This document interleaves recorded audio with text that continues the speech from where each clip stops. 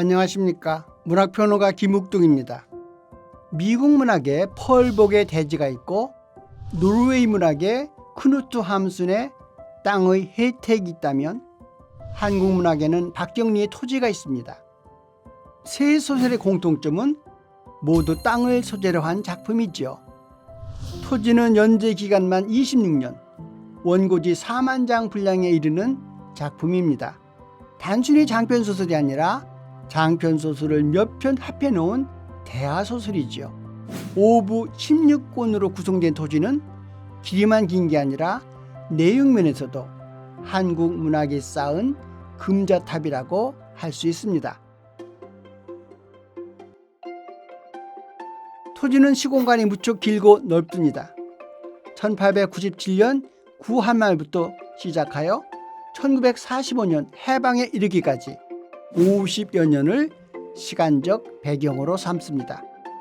또한 공간적 배경도 경상남도 하동 평사리에서 시작하여 만주벌판 그리고 다시 한반도와 일본 등으로 이어집니다. 그런가 하면 등장인물도 600여 명에 달하는 방대한 규모의 대하소설이지요. 윤씨 부인, 별당아씨, 서희로 이어지는 3대에 걸친 가족사요, 개화기와 일제강점기, 그리고 독립투쟁과 해방으로 이어지는 한국의 근대사입니다. 박경리는 철저한 취재를 바탕으로 당시를 살던 민중들의 삶을 매우 사실적이면서도 극적으로 재구성하는 데 성공했습니다. 작가는 감칠맛 나는 토속어 활용, 생생하고 개성 넘치는 인물 창조, 그리고 한민족의 운명과 최참판댁의 몰락을 절묘하게 연결하는 등 소설가로서의 역량을 유감없이 발휘하지요.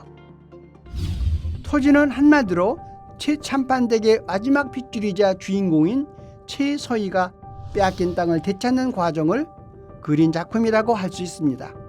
다정했던 어머니가 다른 남자와 도망치고 아버지는 살해당하고 집안을 이끌어가던 할머니마저 전염병에 걸려 죽은 뒤 11살의 어린 나이로 서희는 만석살림을 물려받게 됩니다. 그러나 후견을 자처한 친척 아저씨뻘의 조준구에 의해 전 재산을 빼앗기지요. 그 뒤 가문을 되찾기 위한 일념으로 그녀는 만주 룽징으로 이주합니다. 절망과 시련의 나날 속에서 그녀를 일으킨 원동력은 다름 아닌 고향 땅으로 돌아가려는 열망이었습니다. 단지 몰락한 집안을 일으키고 원수를 갚는 것만이 목적은 아니었지요. 그녀는 자신의 자식들을 풍요로운 고향 땅에서 키우고 싶었습니다. 고군분투 끝에 거부가 된 서희는 두 아들과 함께 귀향하여 빼앗긴 땅을 되찾습니다. 그리고 독립운동을 하는 남편 길상의 옥바라지를 하며 항일운동을 돕지요. 그뿐 아니라 징용과 징병을 피해 지리산으로 숨어든 젊은이들을 도우며 평사리 사람들의 정신적인 지주로 살아갑니다. 그리고 마침내 일본의 항복 소식이 전해지며 소설은 대단원의 막을 내립니다. 박경리는 암투병 중에도 혼신의 힘을 다해 이 소설을 써내려가며 이렇게 고백했습니다. 글을 쓰지 않는 내 삶의 터전은 아무 곳에도 없었다. 목숨이 있는 이상 나는 또 글을 쓰지 않을 수 없었고 보름 만에 태어난 그날부터 가슴에 붕대를 감은 채 토지의 원고를 썼던 것이다. 백매를 쓰고 나서 악착스러운 내 자신의 무서움을 느꼈다. 나는 주술에 걸린 죄인인가?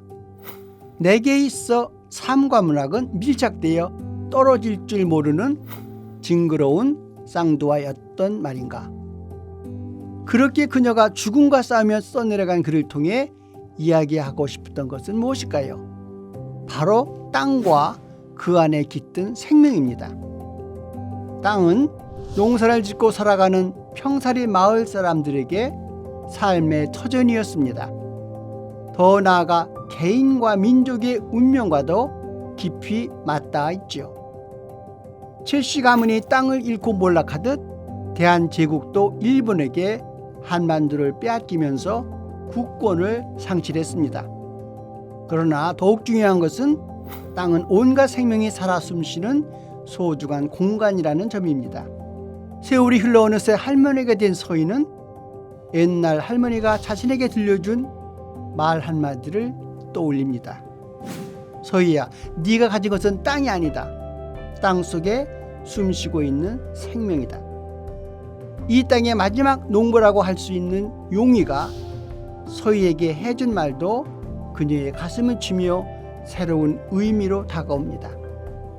땅은 그렇지요. 생명을 품어주기만 하지 사람한테 아무것도 요구하지 않습니다.